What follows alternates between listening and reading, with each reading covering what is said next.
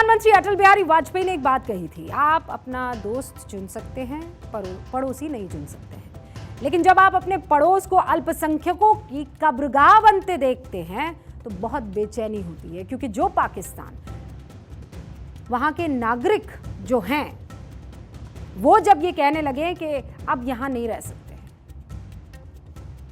तो आप समझ जाएंगे। आज वक्त है पूरी दुनिया को पाकिस्तान से सामने आई एक तस्वीर को दिखाने का, उस पर पाकिस्तान को कड़ा संदेश देने का। दो तस्वीरें आपके सामने रखती हूं। ये दोनों तस्वीरें पाकिस्तान की है। एक तो फैसलाबाद में एक चर्च पर हुए अटैक की है। भीड़ बेकाबू है, चर्च में तोड़फोड़ हो रही है, ईसाइयों के पवित्र क्रॉस को तोड़ा जा रहा है, बाइबल के पन्ने फाड़े जा रहे हैं, उनको जलाया जा रहा है और कोई रोकने वाला नहीं है। ऐसा नहीं है कि इस हमले को यूं ही किसी आदमी ने अंजाम दे दिया हो, इसके लिए पूरी प्लानिंग हुई। कैसे हुई उसको जाने, उससे पहले मैं आपको एक बयान सुनाना चाहती हूँ। भाइयों ने कुरान पाक की बेहुरमती की आ, सारे मौलवी सारे मुसलमान मताब मस्जिद के अगे इकट्ठे हो, तुसी नाश्ते करन दे घारा बैठे मुसलमानी काहदी है तुहाडे विच? तुहानू तो मर जाना चाहिए सी, सड़कां ब्लाक हो जानियां चाहिए सीगियां।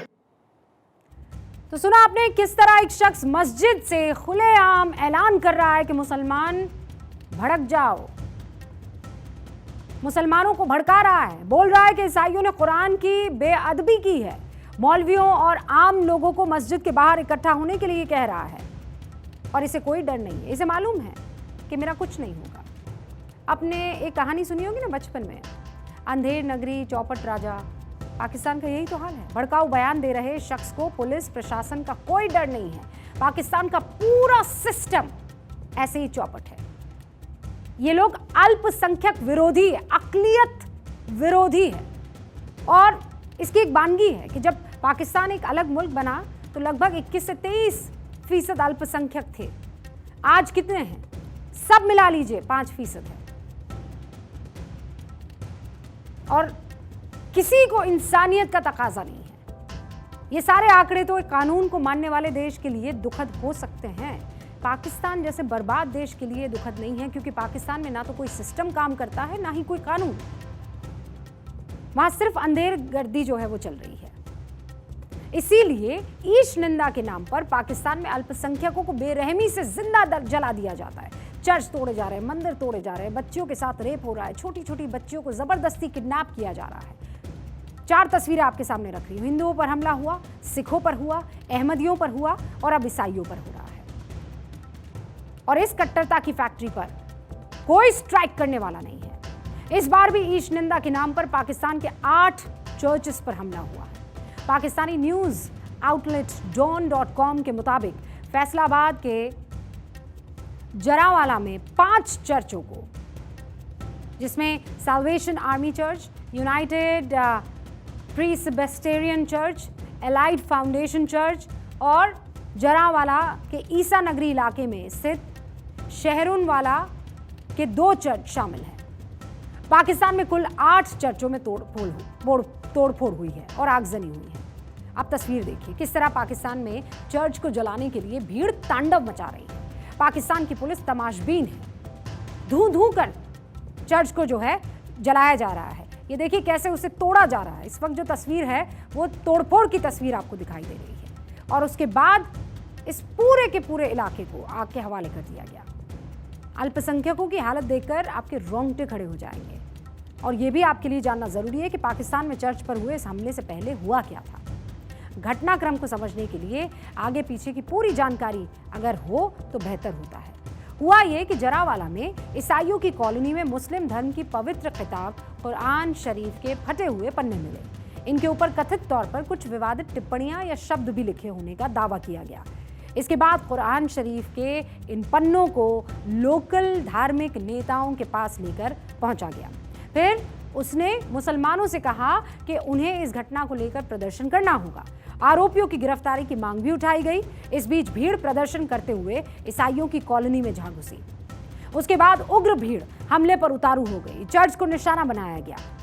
गुस्साई भीड़ ने ईसाई समुदाय के लोगों के घरों को भी आग के हवाले कर दिया। ईसाई कब्रिस्तान में तोड़फोड़ की।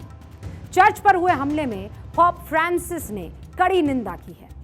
अमेरिकी विदेश मंत्रालय के प्रवक्ता वेदांत पटेल ने कहा है कि इस बात से वो बहुत चिंतित हैं कि चर्च और घरों को पाकिस्तान में कुरान के कथित बेअदबी के आरोप में निशाना बनाया गया है।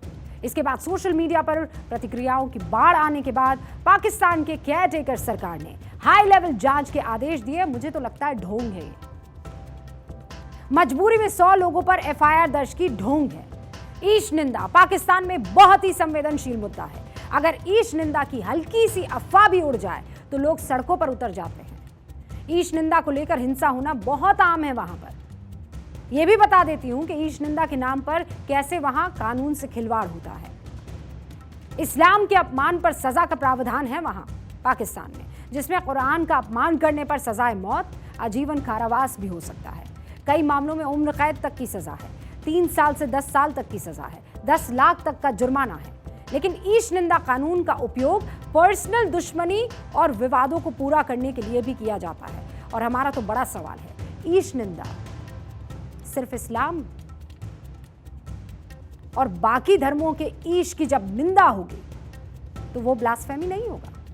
दिसंबर 2020 में USCIRF ने एक रिपोर्ट प्रकाशित की जिसमें बताया कि राज्य द्वारा ईश निंदा कानून को लागू करने के सबसे अधिक मामलों वाला देश अगर कोई है तो वो है पाकिस्तान।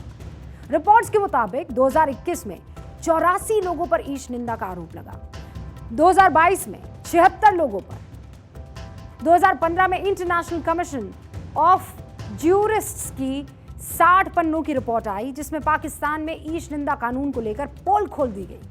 रिपोर्ट में क्या बताया कि कैसे पाकिस्तान में केस से जुड़े न्यायाधीशों और वकीलों को डराया जाता है, परेशान किया जाता है, जिसके वजह से न्यायपालिका की स्वतंत्रता और बचाव के अधिकार में बाधा आती है। ईश निंदा की कार्रवाई के दौरान और डिसीजंस में न्यायाधीशों द्वारा राइवल्स के प्रति स्पष्ट पूर्वाग्रह देखा गया है। वकील की सरकारी सहायता नहीं होती है, जमानत नहीं दी जाती है, लंबे समय तक मुकदमा चलाकर हिरासत में रखा जाता है।